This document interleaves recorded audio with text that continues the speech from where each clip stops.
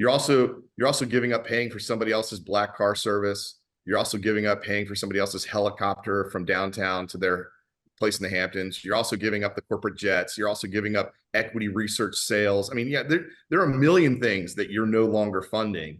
It's really elegant in a way that the way the economics pan out in the independent space in terms of, to your point, Corey, you know, the revenue stays with the advisor. The revenue stays with the firm, and that firm and that advisor make the decision about where they're going to spend the excess revenue to grow the business or to bolster the business or to hire new people or what have you. I mean, it all stays local.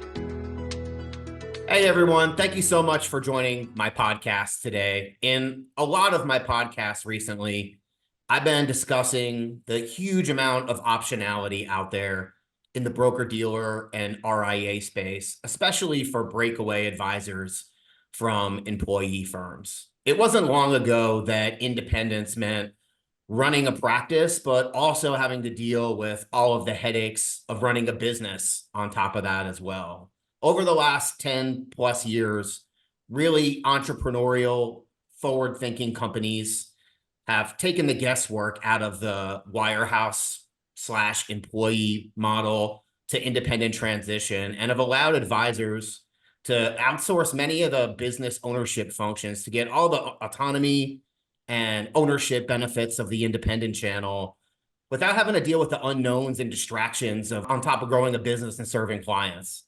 This solution is called supported independence in the industry, and Rob Bartenstein and Scott Wilson of Kestra Private Wealth Services, they were one of the pioneers that solved the problem over a decade ago and have been helping top employee advisors make their dream of independence a reality ever since. Today, we're going to talk about the state of the wirehouse landscape, common misconceptions employee advisors may have about independence, just from them speaking with so many advisors considering making that leap. And just also how advisors' practices change as they go independent and what they're really gaining by doing so. Rob and Scott, I really appreciate you hopping on today. Thanks, Corey. Good to be here. Thank you, Corey. Yeah, absolutely. So I think something really cool about your story is, you guys started out in the employee model yourself and just launched this amazing offering for financial advisors considering independence. Can you guys kind of talk about your journey from employee world to where you are today? Yeah, employee world indeed, right? So I think for Scott and I, probably the most distinguishing characteristic is that we were longtime financial advisors. We both had very successful careers as advisors. And along the way, back in the old days, for those that were familiar, Merrill Lynch used to try to recruit people like us into management. I don't think they do that so much anymore. But anyway, there came a point in our careers where we for whatever reason, individually, decided that management was a good path for us. And I think it's the fact, if you want to go back and unpack those decisions for both of us, it's that we really enjoy helping other people succeed, probably more than we have a desire to climb the ladder and succeed ourselves. We just really are, it's the thing that we really like to do. And in any case, we ended up working together on the management side in Southern California back in 2008. And so we went through the financial crisis together. And during that time, what we witnessed both in ourselves was that we still very much considered ourselves, in our heads, we were still financial advisors. And number two, the firms that we worked for and that we had grown up in were really changing, and not necessarily for the better. They were becoming places that were much more about share of wallet and a spreadsheet driven calculation of, how many services the firm could push through an advisor to the end client to try and tie them to the firm, and a variety of other things that we just simply didn't feel comfortable with. And so as things got worse, and as we continued to have to deliver messages that we, honestly didn't really believe in, we were sort of spurred to this idea that there's a better way to do this. And that given our experience, both as advisors and then as management, being able to tie those two things together we and some partners could come together and create a firm that would do this for advisors, that would set them up to be business owners. The analogy that we always use is that we're the hospital and they're the surgeons, you know? So what they want to do, people that like our model, what they want to do is they want to come to the hospital and operate every day. That's what they want to spend their time doing. They don't want to sterilize equipment. They don't want to, wheel the patient to the curb. They don't want to get bogged down in the billing issues and things of that nature. They just want to operate. And so our model is designed to allow financial advisors who want to operate to be the business owner and show up every day and more or less do what they've always done, which is work with their existing clients and spend time getting new clients and growing their business, and not have to spend the inordinate amount of time, which can be anywhere from 30 to 40% of a day on any given day, dealing with a lot of the mechanisms required to actually run the business. Sure. And I mean, growing up in an employee channel your whole life, you have some idea what it's like to run a business, but there's just so many unknowns. I think you're told for so long that, you need all these things provided for you so you could focus on servicing your clients and building your business and then going home to your family. You're going to be so busy being bogged down with all of these things that you're not going to be able to grow your business. We all know that that's not true. But it's great that you've taken a lot of uncertainty out of that for sure. Thanks. Well, look, we were always told as advisors that we were entrepreneurs, right?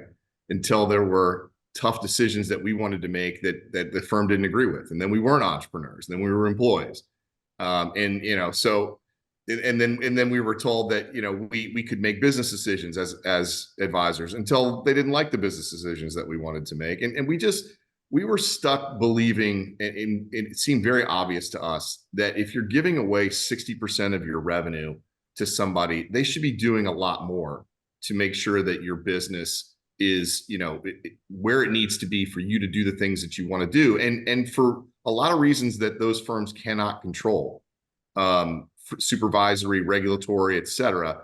The employee model is a tough place to do that. It's especially tough when there are 15 or 20,000 employee advisors inside of an organization, and you have lawyers and compliance and supervision people who are trying to kind of create a common denominator, to keep people in line or create guardrails that narrow the scope of what people can do every day, irrespective of their talent, their experience, their kind of client, et cetera. And that is a model that works very well for those organizations, regulatorily, legally, and otherwise. But it's not a great model for advisors that want to do things that are creative and that take advantage of the evolution of software and the evolution of platforms, et cetera, to do more for their clients. So I think you already covered this question in, a couple different ways. Everyone has said they're an entrepreneur until, they find out that they're not one and can't make the decisions that are, important to their business. But you're arguably speaking with more wirehouse advisors or employee advisors than anyone else right now. I mean, what are the general frustrations that you're hearing from them right now? Yeah, I would chime in here. I think if you look at what's gone on over the last, call it 15 years, really since we left the wirehouse, I think the culture shift to many of these firms being owned by banks has been difficult. All right. As Rob mentioned, today, many of the offices, the complex managers and office managers have never been an advisor before. And many of them grew up on the bank side. And there's nothing wrong with that from a profitability perspective for the bank. But I think for the advisor, it has been a challenge.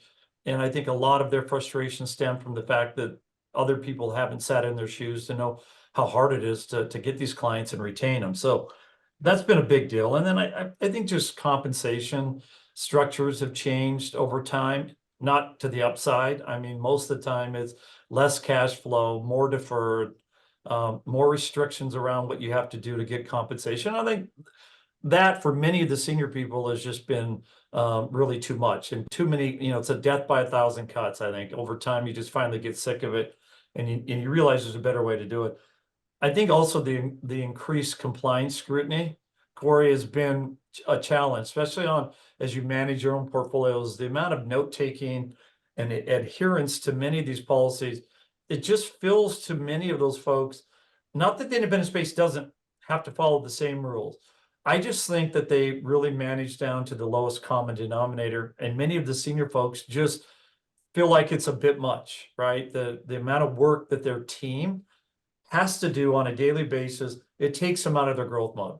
And I think that frustration, along with attending a bunch of meetings that really have nothing to do with them, and then just the mandates that they have, like I said before, to participate and partner with the bank side of it, it feels like there's more focus on banking profits through lending and checking accounts than there are maybe on helping advisors, capture more million-dollar clients. So those are the things that we deal with quite routinely, and I think the independent space addresses many of those. Yeah, I mean, in short, I just hear so many financial advisors say, Corey, I just wish they'd leave me alone to do what I feel is right for my clients. I've never been in trouble. I've been in the business for 30 years. I'm doing the right things, and I'm just coming up against so much friction from a compliance standpoint. It's not even worth doing anything new. So I'm hearing that quite a bit. Every year there's more and more wirehouse financial advisors and employee advisors making the leap over to independence. But at the same time, there's still a lot of wirehouse teams that are making a move, wires to wires. Why do you think that is? Do you think it's just, lack of research? Do you think it's misconceptions, or is there something at the wirehouses that they need that can't be replicated? I mean, my perspective of that, and Rob, you can certainly add yours. I think it depends. I do think that there are still people that enjoy the financial benefits of moving wire to wire, right? And sometimes that just is too big of a number that people can't find their way, or they may not have enough time to really enjoy all the benefits of being independent. Yep. There are a lot of people like Rob and me that have left the industry and have started other firms that we compete with. So many times it's just relationship, just like with Rob we have strong relationships across the country. And many times people just follow people, which I personally think is a smart thing to do. We're big on culture and following people that we trust. And I think many times that's the case. I do think the biggest misconceptions, though, are that they're going to be alone. And Rob mentioned this, that, we really try to take that fear of moving their business off the table. And it's a great way to move to independence, especially if you don't have the infrastructure in your team. I mean, some teams have 4 or 5 people and there's capacity, so they may not need the help. But most of the folks doing between 1 and 5 million have pretty lean structures with their organization. They haven't committed to overstaff. So without overstaffing, it's almost impossible to move over and set everything up for yourself. So those are the things I see. Yeah, I guess the only thing I would add to that is that, independence isn't right for some people, and that's okay. I mean, I think that there's a mindset that you have to want to own and run your own business. And the funny thing about that is you'll probably work harder than you ever have simply because you enjoy it more, and it's yours, and you're not giving more than half away to the man, so to speak. So there's that element. And some people just, they don't want that. And like I said, that's totally fine. Like we're not judging anybody. I think that this is sort of a unique space. It's not niche-y per se. I mean, it's true now that independents manage more money than the wirehouses combined. So the trend is clearly towards independence. But what it looks like and what our model is designed to address, at least on the initial phase, is it looks like a very big leap, right? It's a big leap and it's scary. And those firms that these folks are leaving have never been shy about making it known to the folks who might consider leaving that they will do everything they can to make sure that they regret that decision in one form or another, right? And the truth of the matter is it's not nearly as hard as anybody thinks. And once people begin to do the due diligence, they begin to understand why that's the case. And the success rate that people have making the move is through the roof. It's off the charts. I mean, I don't want to be, Pollyanna here and say it's easy to move. On some level, it's work. But if I told you that you had to work really hard for the next 2 months, so that for the rest of your career you'd make 50% more than you made last year, I mean, wouldn't that be worth it? There's a calculation that you have to go through in your own mind and settle in that this is what you want. And the other thing that I think people will typically worry about is when they're leaving the wirehouse, like what am I giving up to go independent? I think that's a big concern. People think and have been taught to think that those firms are the center of the universe for everything, whether it's product or research or whatever, that basically it's a wasteland outside the four walls of that building. And that nothing could be further from the truth.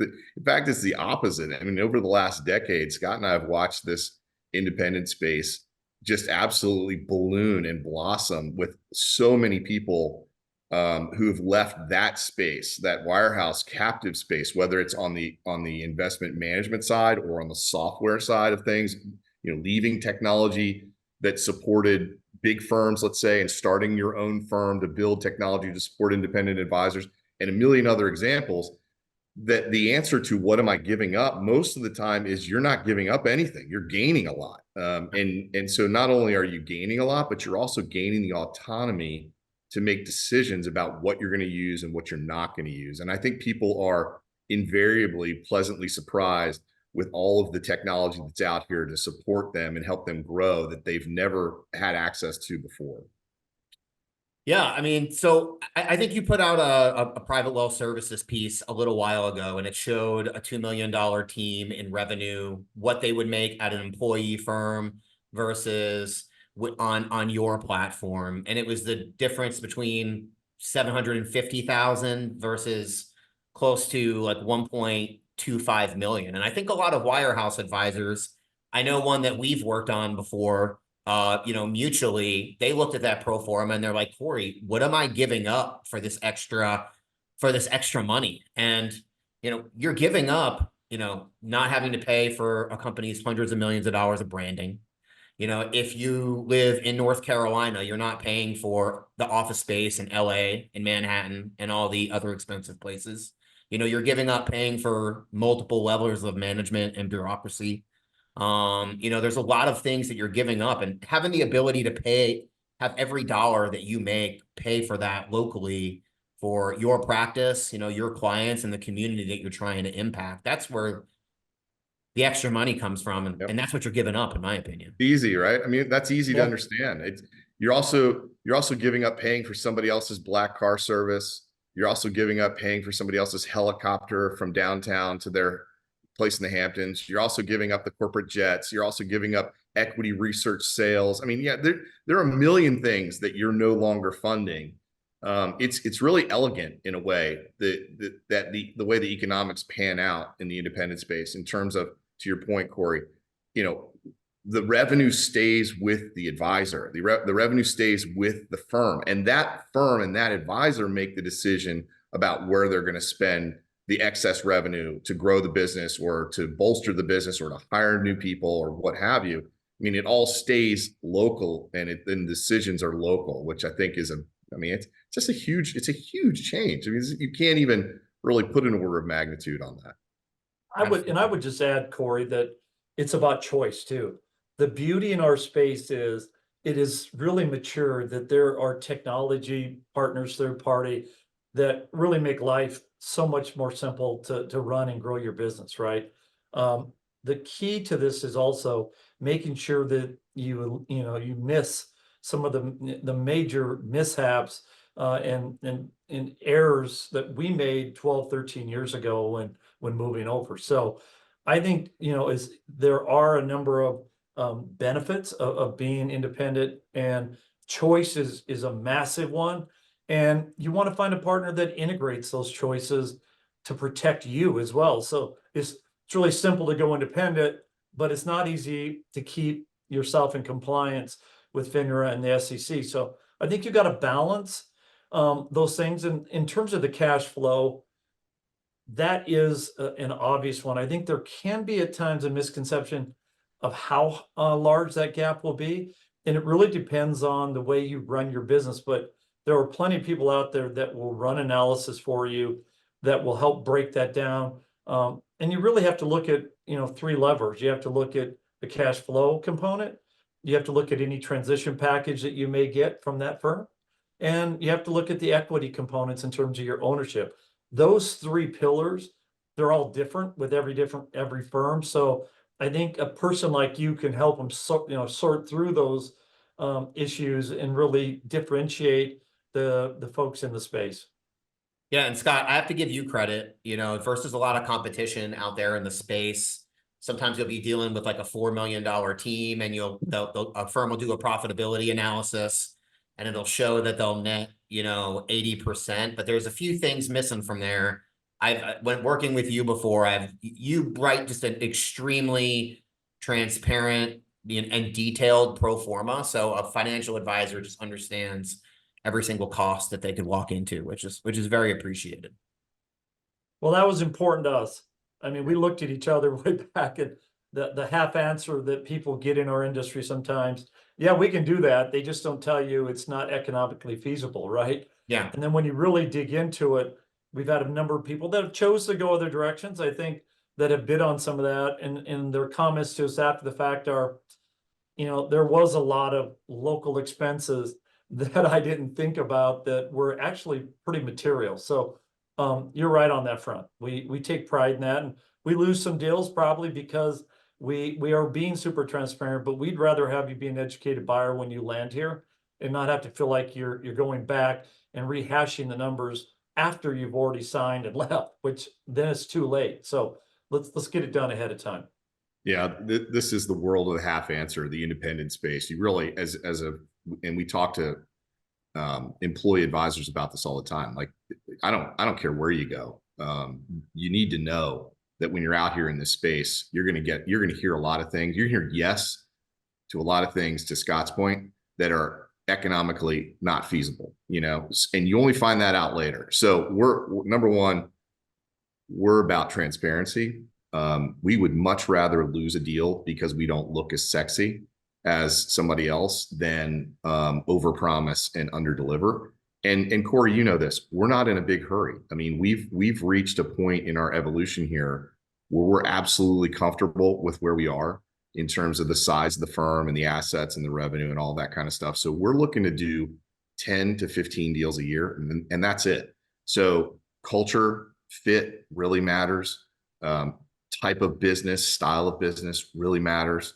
You know, all these things that we now have we're blessed to have the luxury to be analytical around and choosy about, I think make for a very strong ecosystem and a very strong culture of advisors at Private Wealth Services that's just unique. And I mean, they're all unique, and there are a lot of good choices out there.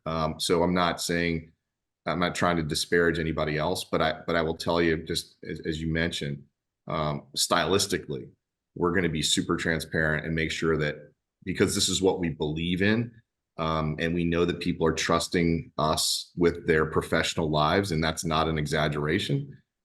We want you to know every single thing we can tell you before you make the move. And to be honest about that, that sounds like a tall order, but I believe that ultimately preparation is what reduces anxiety. And I'm talking about the advisor here. And when they are coming our way, and we've spent the time, and Scott and his team have spent the time to get them ready, they're prepared, and their anxiety level is greatly reduced because of the transparency and because of the detail that goes into that.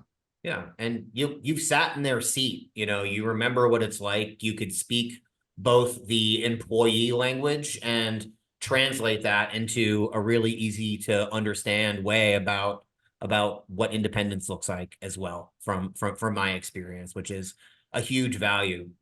Robert, Scott, whoever wants to handle the question, just give an overview of what your value proposition was. You had a great you said something great in the beginning, that, you know, you're the hospital and the advisor is the surgeon. Can you dig a little bit into that and what your supported independence model looks like? Yeah, I'll take a stab at that, and Scott, I'm sure you'll help me. I think at the beginning, it's important for advisors to understand that there are kind of three phases of this process. Phase one is what we're talking about, which is getting out, getting your business established, and getting up and running. Phase two, we think about this kind of in a 10-year arc. Phase two is grooving in process and efficiencies, hiring, staffing, that sort of thing, platform business evolution. And then phase three, stage three, is acquisition, merger, sale, that sort of thing. But what we're talking about right now is phase one. And phase one is pretty clearly built on some very important fundamentals. And we have four that we really focus on, and we call them the four pillars of the business. And they're real estate, technology, infrastructure, and compliance. So there are elements of this that are by sort of need and necessity the same across all sorts of businesses like ours. But where I think we're different from everybody else, at least we'll start with real estate, is we are real estate soup to nuts. So we are going to help an advisor identify the properties in their market where they want to be. They're going to tell us where they want to be specifically. We're going to help them identify the square footage that's appropriate for their business through a consultative approach that we use. We're going to find, let's say, 10 properties that fit that. They're all going to be A-level commercial real estate, the top tier. We're going to give that list to the advisor and let them go through the list and decide which ones are a potential fit, which ones are an absolute no-go. And then we're going to go tour the remainder with them, again, as a consultant, to say, hey, think about distance from the elevator. Think about the fact these lights are going to have to be replaced, whatever, parking for senior clients, things of this nature that a decade plus of doing this just, lends itself to. And then we're going to do the negotiation with the landlord. Once they pick the spot, we're going to negotiate with the landlord. So we're not asking them to become an expert in commercial real estate, right, on day one. We'll handle the negotiations. We will put down all the deposits that are required. We will actually sign the lease in our name. So the lease will be signed in Kestra Private Wealth Services' name. So no confidentiality issues or breach for the advisor. And then we're going to pay the rent into perpetuity. So the advisor designs the space with our project management team in terms of the way, the way it's set up, the colors, the style, all that. We have dozens of offices around the country and none of them look the same. So they control all of that. And we control all of the kind of usability issues of the space. So if the parking lot doesn't get plowed, they can just call us. If the garbage disposal breaks, they can call us. It's just the little things that go along with being in a space. There's a leak or what have you. Our project management team is going to take care of all that stuff. But they don't have any economic risk associated with all those deposits, the 5-year, 7-year lease term, whatever it ends up being. And then the rent payments themselves, which when we were putting the model together, we just put ourselves in their shoes, just like you said. And we said, what would be the thing that would scare us the most? The thing that would scare us the most is taking down a 7-year lease on a commercial real estate transaction that we've never done before and have no experience with. And just being afraid that either the business wouldn't work out or we'd get taken for a ride by the landlord or something. And it would be a disaster. So we take all that economic risk off the table. We handle all of the build out. We work with the general contractors. We're spending, $100,000+ probably on each new office that we build out these days. I mean, inflation is everywhere. So it goes probably 100 and up. We've got double and triple that number in certain cases. All of that is stuff that a normal advisor, $1.5, $2.5, $3.5 million would look at and go, that's just more than I want to bite off. I might, that might make inertia win, so that's a big one. The second one is under this banner of supported independence. We treat technology the same way. So we install it, we repair it, we maintain it, we upgrade it, and we replace it when necessary. That's the phone systems, the internet telephony phones, the laptops and desktops with dual panels, the copier printer, the networking, all that stuff. We fly our tech team up, and during the build out, they install all that stuff, and then we take care of it into perpetuity. The infrastructure is everything that goes in the office. So it's all the furniture, it's all the equipment, it's all the supplies, it's everything. That is all installed by the project management team and ready on day one. And then compliance. Nobody has to be compliance licensed. This is another big, holy cow chasm kind of moment when you're looking over the fence at Independence. Like, I don't want to be the chief compliance officer. I run a clean business. I've never even had an issue with compliance. And I know people that do have issues with compliance and they get asked to leave, right? And I don't want to be anywhere near that. All for the right reasons, right? And we want people who have great, clean track records and want to run a compliant business as well. That's a big focal area for us.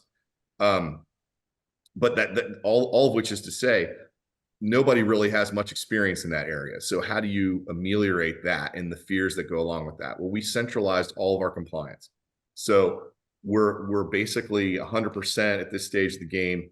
DocuSign, e-signature, and our teams link to our compliance group, which is in Austin, and share the documents back and forth. And best of all, if they ever are the subject of an audit, so they get a letter that says in 2 or 3 months we're going to come spend a week with you in your conference room, which can happen, whether it's a state or a federal regulator, we're flying somebody up or to that office to sit in that conference room from our compliance group who runs point on audits. That's what they do.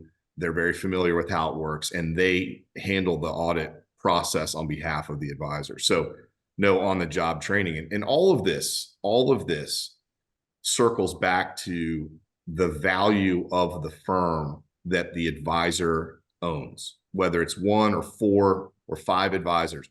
They own it. They own the equity. We're not an equity partner. And so what we're trying to do is help them design a firm that's worth a lot of money, grow that into a firm that's worth even more, and protect that using our compliance resources so that they never see a diminution of value as a result of some negative, compliance outcome with a regulator. And Corey, I might just add just a couple small things. Rob is amazing when he talks about the industry and the space. I might go a little bit on the other side of details around the key. I think there are so many good alternatives out there. Just make sure you find somebody that gives you choice. I mean, if we try to give as much choice, and we try to base everything on having options, not telling people what to do. But with that, just make sure you ask, is it integrated? All those integrations are expensive and they're difficult. So there's this balance between choice and not having too many choice with good integration. And then we allow you to own your business and your building. So many of our advisors now are going towards owning their own building, and we pay you rent at a much higher than market rate rent in most cases, because that's what we model out. And I would tell you that's another way to build equity is let us, pay for your building. Let us pay the rent. And, that has worked well. And then the cyber risks that, Rob mentioned all these things that potentially can haunt you on compliance and other tech related, but cyber is highly under rated in terms of how difficult it is and how much risk there is to you in your practice. And it can be financial risk. Many E&O policies don't even cover some of these cyber attacks. You have to have multiple policies. So just be very careful on that front as well, that whomever you're working with, that's the reason we hook you into our system. We don't have to trust that they're putting their own cyber on with the least expensive option out there just to get it done. That's some other context. Yeah, one thing I really like about your model is that, it's the launch. The advisor leaves their employee firm, the office is built, they cut their ribbon, and the only thing they have to worry about is bringing over their clients. But also, you guys are with them for the long haul, and you're doing a lot of the work afterwards as well. I think that's a big differentiator in your space. It's just on that point, Corey, it's kind of funny. Like, I think Scott and I catch ourselves not wanting to sound like we're bragging about anything, but I'm saying this in an effort to kind of be more helpful to anybody who's looking at this and trying to evaluate whether our model's a good fit or another model or what have you. But we've been doing this, as I mentioned, for longer than a decade. We've got advisors who've been with us for longer than a decade, right? So, and I don't remember, honestly, the last time anybody left. So I say that because I think it's indicative of the fact that we're holding up our end of the bargain. That throughout the last 12 plus years, we have evolved the platform, we've evolved the comp structure, we've evolved everything that needed to evolve to continue to make this the value proposition that's appealing to people that it's a fit for. And I can't emphasize that enough. There is no silver bullet when it comes to an independent solution. To Scott's point, you really got to find the people that you know, that you trust, that you can believe have your back and that will go the distance for you. And honestly, I think part of the reason that when we win is because we are not the gold cufflink and fancy suit set. Like there are a lot of those people that have started businesses in this space and they do great work, but it's just a different way of approaching it. We're the guys that are going to work with you side by side in the trenches when things go sideways, and invariably something will, and it may not be while you're moving. It may be 3 years later, it may be 5 years, it may be 8 years later, but the relationship that we have with our advisors is very symbiotic. It's a true partnership, and whether it's me or Scott or any of the people on our team, we are talking to most of our firms most of the time. I mean, I don't know what the rate is that we're in contact with folks, but it's not like we don't know their first and last names and who their husbands and wives names and their kids names and all that kind of stuff. So it's a pretty deep relationship, and that's something that you got to want that, and it's what we want. And they're our clients, and we treat them like they're our clients, just like we treated our clients when we were financial advisors, and the way they treat their clients. So you got to want that. And if you don't like advisors and you don't like getting in the trenches and rolling your sleeves up and getting to work on stuff, this is going to be a really hard business to be a part of, either from a management side or from the advisor side. And that's why I brought you guys onto this podcast. Like you just said, you work in the trenches so much with your advisors. How many teams are you up to now? I think we've got 56 firms in about 53 locations. We have 5 signed LOIs that we're going to be opening another 4 offices over the next 3 months. So That's awesome. I think by the end of the year, we'll probably be in terms of firms, we'll probably be in the mid to high 60s and probably 175 to 180 financial advisors. And totally with support staff, we'll probably be at 250 by the end of this year between the advisor, support staff, and our team. So it's growing, but I think it's growing in a measured pace. That's the other thing. You got to make sure the people you partner with are able to deliver on the value prop. If they tell you something, you got to be willing, like Rob said, to dig in. And this is a 24/7 thing. I mean, and we love it. Like that's just what we've built, and we don't have any problem taking calls on our cell phones, on a Saturday evening when they're working or concerned about something that came up with their tech or their office or whatever. So it means a lot to us. That's Yeah, awesome. I would echo that. Just as Scott said that, the calls that have come in on a Saturday or a Sunday, either because of an issue related to the business or because the markets were plummeting, those are the ones that stick with you, over a decade plus of work. I remember a lot of those calls more than the kind of the day in, day out ones. But there's no hesitation on our part to be on the phone with somebody on a Sunday afternoon when the market's down 20% and they're worried and genuinely concerned about the future, their client's future, and wanting to talk through stuff. That's what we're here for. That's what we love to do. That makes us feel useful and helpful, and it's what we believe in. And the simple fact is we respect the hell out of what financial advisors do. We believe in it. We know how important it is to the world at large and how it affects real people's lives. And so to get up every day and get after it with them on their behalf or side by side with them, whatever it needs to be, is a true, it's a true joy. And we couldn't ask for a better way to make a living, to be honest. So being in the trenches with advisors as much as you have, helping 60 plus teams transition or about to be 60 plus. I Well, it's hear, been more than 60. We've had some mergers along the way. So all right. All right. so, So even better. yeah.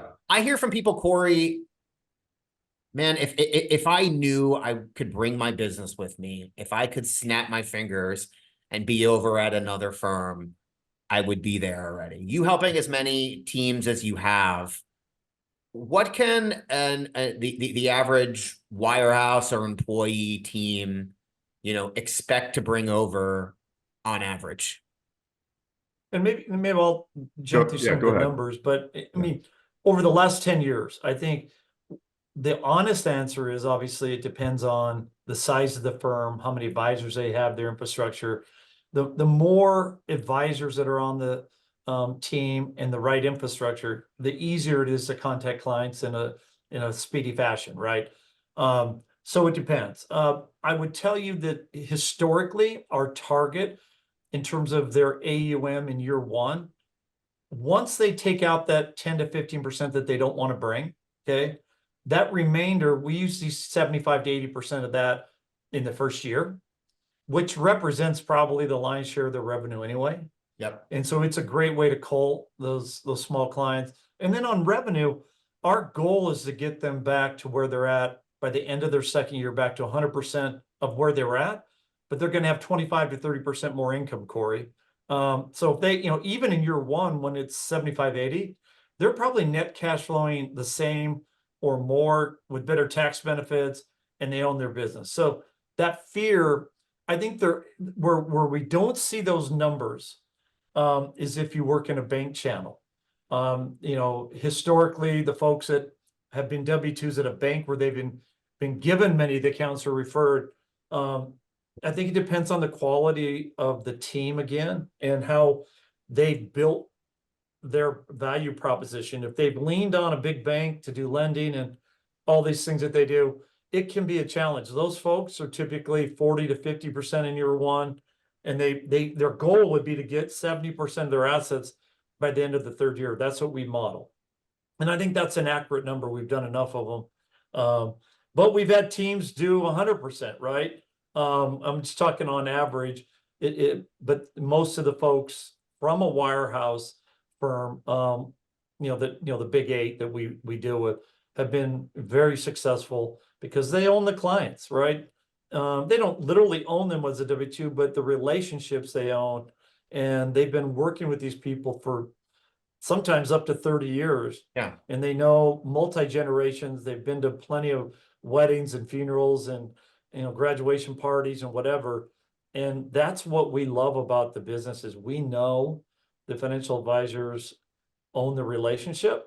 And if you've done a great job in taking care of people, just like we hope we do, people stay with you. And I think we see that. I tell financial advisors this all the time, but I think financial advisors just really underestimate the impact that they have on their clients. I've That's had the 100%. same doctor for the last It's 100% true. Yep. I've had the 100%. same doctor for the last 12 years. 5 years ago, he left the big box North Carolina hospital system and he made a move to his own independent practice. And when I got a letter in the mail saying he was going to leave, I just had such anxiety that like he wasn't going to be my doctor anymore. Like he knew my Right. family, he knew my family's names, he knew everything about me. Like the fact that I would have to build rapport with another person again, it was just like almost unthinkable. I've never heard somebody just say that's a client like, man, I love Merrill Lynch, like I love Edward Jones, I love whatever the firm is. It's always You've never heard it because they never say it. it's always I love Yeah. Austin, I Right. love John. It's That's right. the person, and there's just such an underestimation of that. If you haven't, and I'm speaking to the advisors that might be listening to this, if you ever have any doubt about who the relationship is with, I will just tell you, remember the first meeting that you had with that client. If you're at Edward Jones, remember the first time you knocked on their door in all likelihood, right? But if you're at another firm, you called somebody, you met somebody, you made a connection, and you built that trust from the ground up. That's even more, I would argue, that's even more deep than the relationship with the doctor, because the doctor is kind of in receive mode. You're showing up and you don't really know what you're going to get, but you end up liking this doctor. And to your point, Corey, over time, you develop that relationship, and then you're stressing if you think you're going to lose access to them. But think about it take another step back even further in the origin story, where the advisor or the doctor went and found you. The doctor courted you, and then you said, okay, let's try this, and it's worked out for all that period of time. When we see people go independent, what happens is as an advisor, your clients treat you just like the doctor that you're referring to. And when somebody asks them, do you know anybody that I could talk to about my stuff, they cannot wait to refer that person to you. Just think about it. Like your doctor, if you had somebody come to you and say, hey, Corey, do you have a really good GP that I'm new to town and I'm just trying to find a good doctor? You'd be like, oh, I have the greatest doctor. And you would push this person to go see your doctor because your loyalty to them and how it's a good experience, et cetera. When people leave the big firms and establish their own businesses, the client loyalty and the client affection for them goes up. And very often what they hear, and I'm sure you've heard this from people that you work with, after they've made the move, what we hear clients saying are things like, Tom, Sally, we've always loved you, but we really didn't like insert firm name. And so it was hard for us to send people to you to work with. But now that you've got your own business, this is great. And we have all these people that we want to send your way. So it's a totally different dynamic. But anyway, I totally agree. So Rob, protocol versus non-protocol. I know you've had success bringing over teams from both types of firms. What's the difference? How has it impacted asset retention? Yeah, it's a good question. And I know people stress about this. The simple answer is it makes almost no difference. So if we do, a backward looking sort of analysis, people that leave under protocol and people that leave under protocol, at the end of the day, they end up in the same place in terms of asset retention, which is 80% or so year one. So there's not an appreciable difference. There's a little more work associated with non-protocol because you're leaving and taking nothing. So you don't have the information, the 5 pieces of information that somebody would have leaving a protocol firm, which makes contacting clients a little easier. But at the end of the day, we've been doing this a long time. We've developed a very strong strategy for dealing with non-protocol moves. And what I would say, just in general, we don't have time to get into all that right now, but what I would say generally is the articles that you see in the financial press that show X firm suing, X advisor for $1 million or whatever, all of those fact sets contain actions taken by an advisor that were frankly stupid and that invited that legal action. So my caution to anybody thinking about making a move, whether it's with us or anyone else, is you don't need to do anything cute to be highly effective. You don't need to violate the rules to get the job done. Just don't do it, and don't give the firm any reason to want to rattle their saber or raise any sort of legal issue with you at all, because it's simply not necessary. So trust us that we've been doing this for a decade plus, and we know what we're talking about. Don't put yourself in that position. You follow the path. You do what your attorney and or the firm you're working with instructs you to do, and it'll all be fine. Awesome. That's great insight. I think there's a lot of misconceptions around that, and a really, really good attorney can help you really understand what you can and cannot do, and just get you a lot of clarity that people have done this successfully in the past. That's right. Guys, I really appreciate the time. You've built an incredible model. I've seen firsthand how it's worked, and have gotten fantastic feedback. I think you guys are a wealth of knowledge, and I really, really appreciate you hopping on the podcast today. I'm sure advisors are going to get a ton of value out of this. Well, thanks for having us, Corey. We Thanks, appreciate Corey. the Thanks kind for having words, us. and we love working with you and your firm as well. You guys do a great job. So it's always a pleasure to partner with you to help people find their way. Absolutely. Thank you so much, everyone, for tuning in. If you have any questions about the broker-dealer or RIA space at all, my contact information is at the top of my YouTube page or all over my podcast page as well. Thank you so much, everyone, and I hope you have an amazing weekend.